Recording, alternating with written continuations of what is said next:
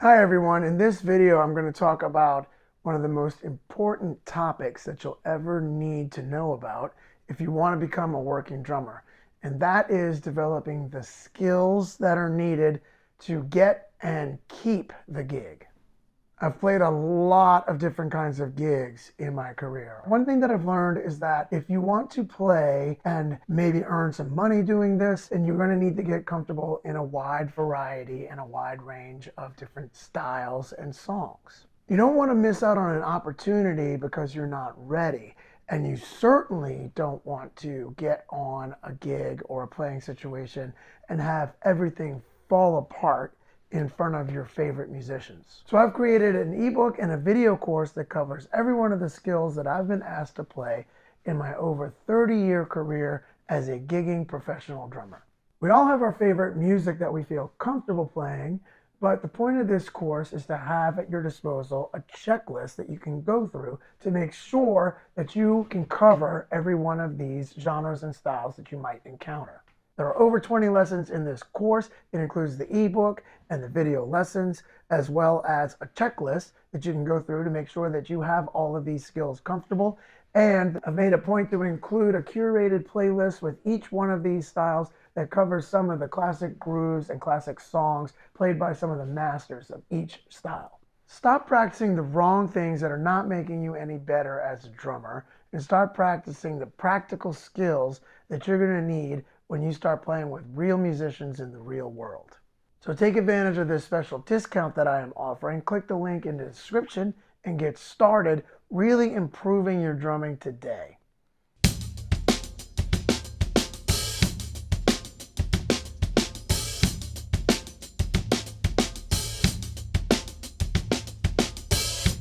In this video, I'll demonstrate 3 different grooves from Clyde Stubblefield, James Gadsden, and Al Jackson.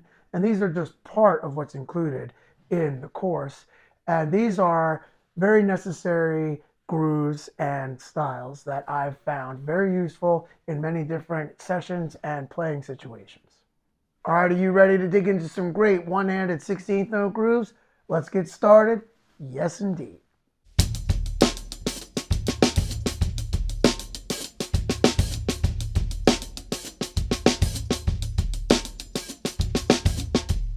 Classic one-handed 16th note grooves.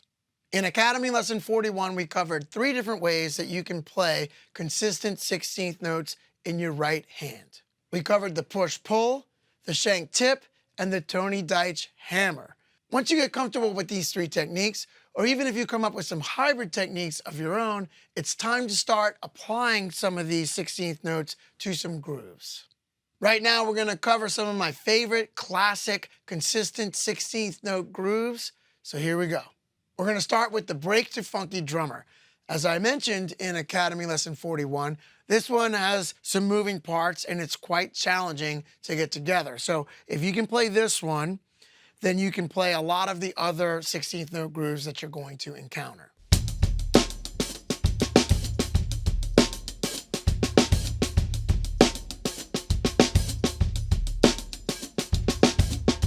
This is admittedly a very challenging groove to play. So right now I want to cover some things that you can do to work this up. And then you can apply some of these techniques to other things that you're working up as well. And you can definitely apply these to some of the other beats within this lesson. I highly recommend slowing things down and shedding to a click. I really like the Benny Greb gap click because with the gaps in there, you challenge yourself and you work on developing your own internal clock. Definitely do practice though to a steady time source because you don't want to inadvertently speed up or slow down. Nobody wants a drummer who speeds up and slows down. We're going to start off by just playing the 16th notes with the 2 and 4 on the snare drum and 1 on the bass drum, and then we're going to gradually add notes once this feels comfortable.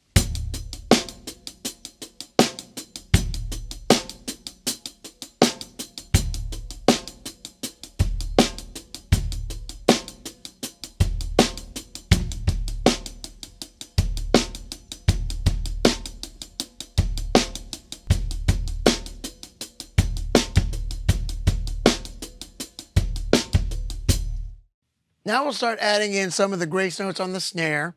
Some of these E's and ahs can be a little challenging, so take the time, practice this slowly, put in the reps, and you want to work out any of the tremors in the force and just get everything nice and smooth before we start bringing it up to tempo.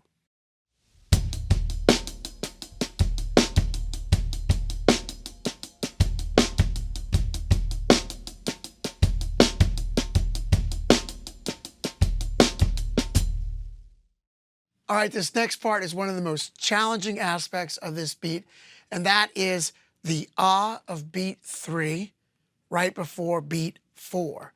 This involves a pull out, which means that we're playing a quiet note followed by an accent. So pull outs are challenging, especially when you're trying to put them underneath consistent 16th notes. But spend the time with it, because if you can do this, you're going to be able to play just about everything else you want to under consistent 16th notes in your lead hand.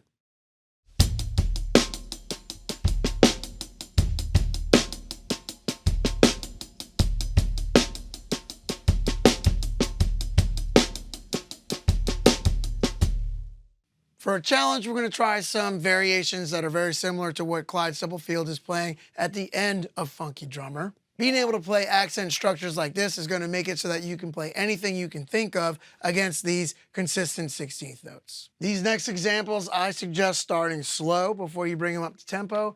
But right now, we're going to play them at about where they should be, at about 98 beats per minute.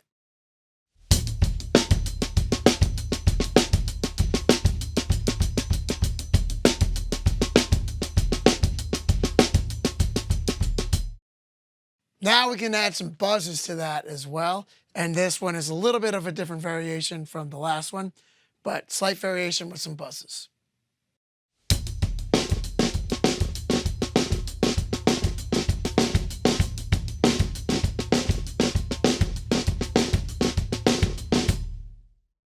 This next beat is also one of Clyde's, and this is the beat to The Chicken, written by the great Alfred Pee Wee Ellis, recorded by James Brown. And this tune gets called at jam sessions all the time.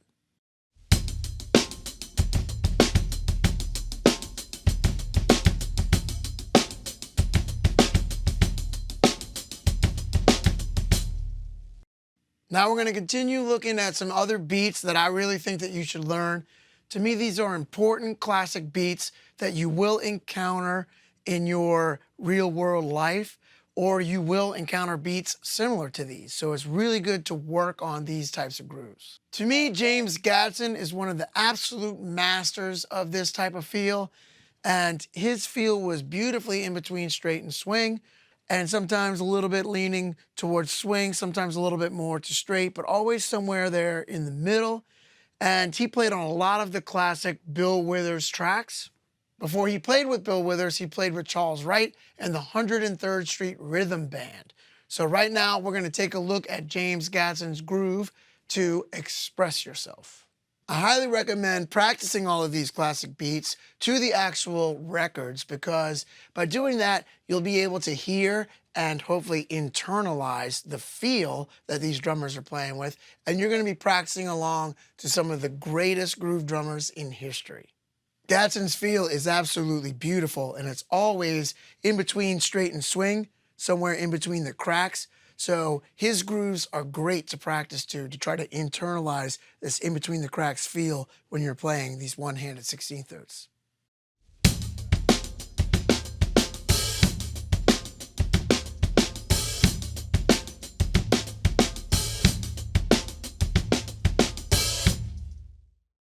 Next, we'll take a look at Bill Withers' Ain't No Sunshine. And a lot of people thought that this was Gadson playing on this, because he did play on most of the Bill Withers hits.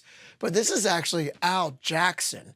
So check this out and check out his feel on this, which is still in between straight and swing, but slightly different than James Gadson's. Al Jackson plays a lot of different variations on the bass drum throughout this, but I'm going to lock into a bass drum pattern that he plays on the outro. And again, we want to focus on his feel of these 16th notes.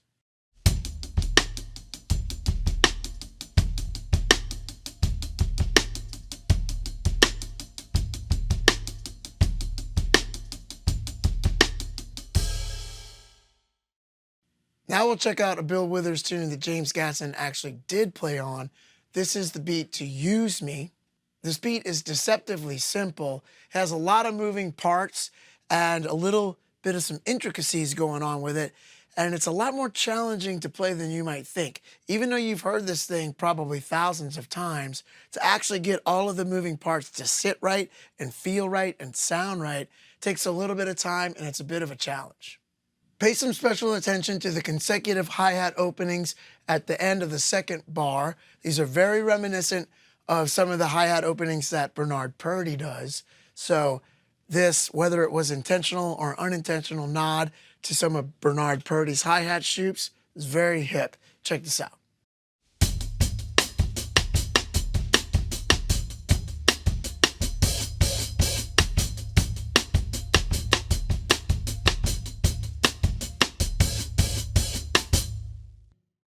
All right, this next one is one of my favorite examples of this style of one-handed 16th note funk. And this is Bill Withers' Kissin' My Love. James Gadson just playing his butt off on this.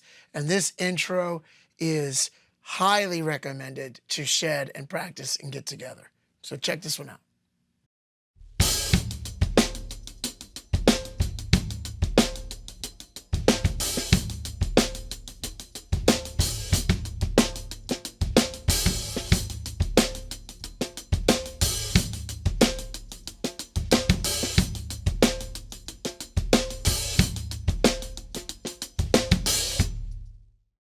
Just a year later, a Bay Area band by the name of Cold Blood came out with their own version of this great Bill Withers tune.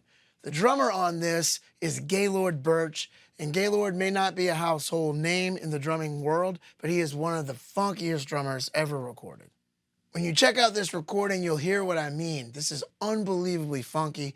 Notice that this version of the tune is a little bit quicker, and also Gaylord is phrasing his 16th notes on the hi-hat a little bit straighter, which gives this whole groove a little bit more tension and a little bit more of an edge. So make sure you check out the original recording of this. For kicks, and because the drumming on this is so great, I went ahead and transcribed the whole first minute and 25 seconds of this song.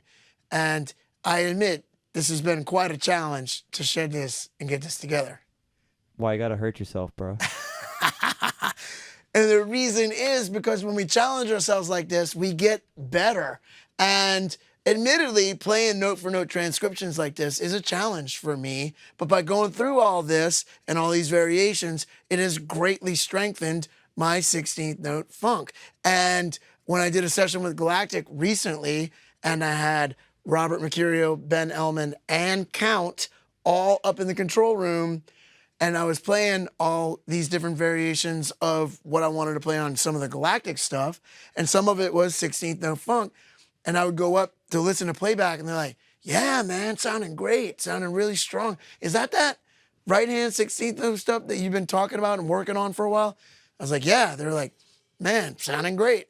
And then I come back a week or two later, and Ben's in the control room, and I walk up to check in on what he's doing, and he's listening back. He's like, yeah, listen to this, listen to this. He's like, yeah, man, sound great, man, this is funky, listen to this part. And I'm like, yeah, that's that 16th note funk stuff. And he's like, man, sounding great, bro, sounding great, killing, you did a great job on this. So that's why I challenge myself and work on this stuff so hard, is so that in real life, and when I actually have to play grooves, they don't care if I'm playing it with one hand or two hand. They just care that it's funky. But I'm able to make this stuff killing and strong and funky, and I've taken one of my weaknesses and turned it into one of my strengths.